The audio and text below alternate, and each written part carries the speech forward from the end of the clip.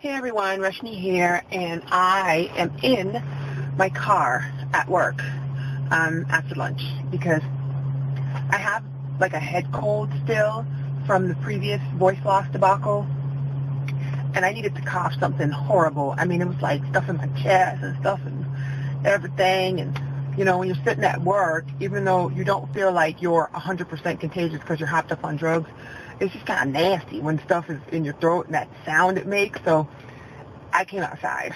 But anyway, that's not what this video is about. So I was thinking, I had something happen to me yesterday, and I don't want to go into the details because I don't want to defame the innocent. Well, not really innocent, but whatever. But I had something go through my mind yesterday with respect to having people in your life who are controlling. So let me rewind. I got a text message from a family member about another family member and asking me how my relationship with them was. And I was like, it's fine, you know, because I'm pretty easygoing. I don't, you know, if you think you have a bad relationship with me, I don't know why, because I don't agree with you. So that's your situation. So anyway, we went on to have a conversation back and forth, and I was asked, you know, basically if I had had a specific conversation with this person, and I was like, well, yeah, I guess so. What are you talking about? We went back and forth, and it turned out that I had the conversation with that person, and my family member that texted me felt like they had been threatened by the other family member. And so when I said, well, what do you mean by threatened? And, you know, they were like, well, they said that if I don't do this, they're going to do that. And the funny thing is, I had had the exact same conversation with said family member 2 years ago. 2 years ago. And I guess this person was just having it this year. And it had the same little, like, conditional clause thing on it. And I had not actually thought of it as a threat. I had just thought of it as, you know, they could do whatever they want to because they're grown. But it kind of made me, so anyway, the conversation went on, and basically I kind of wrapped it up by kind of trying to encourage the family member that had written to me not to really let stuff like that bother them that much, because ultimately I felt like, you know, it was misguided and controlling of the other person. But what you gonna do? I mean, they get to, this coworker is driving by. She don't see me making a video. Focus. Anyway, get off the parking lot and let me finish my YouTubing. Anyway, so I encouraged them to just let it slide off their back, basically.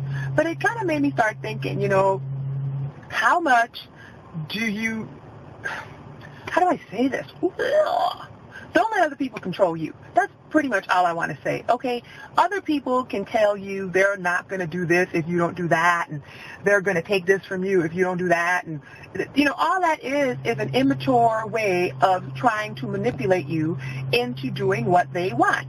And I once had somebody, yet another crazy family member, tell me that, who treated me like dirt for years, and then all of a sudden decided, like, Tuesday I was the worst thing on the world, and Wednesday they decided that they needed to have a relationship with me, and they told me that the reason why was because obligation breeds relationship. And I just want to say, obligation does not breed relationship, and if you are in a relationship with anybody and you're doing everything out of obligation to their crazy demands all the time, that's not a relationship based on love, because love compels people to act, not obligation.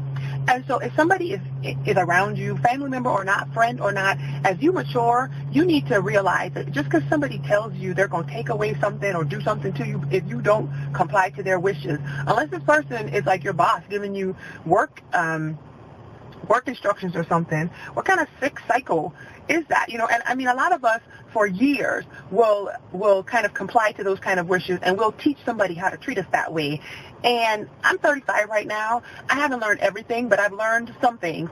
And one of the things I learned is I don't really care who the person is, because this is actually a person who is, you know, I won't go into all that, but this is a person who's kind of above me, you know, but I don't care who the person is. If they want to do what they want to do with whatever, and it's conditional on something, what's that got to do with me? I mean, ultimately, they have their life, I have my life, and if they don't like what I do with my life, and they want different things to happen, it's not up to them to manipulate me. It's up to them to suggest, encourage, to talk to me, and then I still ultimately get the final decision. So the same way how I encouraged this person I was talking to yesterday about not letting other people's manipulative, controlling ways distress them so much, I guess I just felt like putting that on a video because, seriously, I know back in the day, 10 years ago, I would have been like, you know what? No, boo. No, boo-boo. I don't really care who you be, because when I get in front of Christ Jesus, I'm going to be standing by myself, and you're not going to be there to explain to him why I spent my entire life doing what other people told me to do. I'm going to have a peace in my spirit about what I'm doing with my life, and if you want to manipulate me in the relationship, then I'm going to just smile at you and go about my business. So anyway, I guess I should get off this camera and go back inside. I'm not going to cough. I was just about to cough on the camera, and that would be horrible. So I'm going to shut this off, and I'm going to cough, and I'll see y'all next time. Bye, y'all.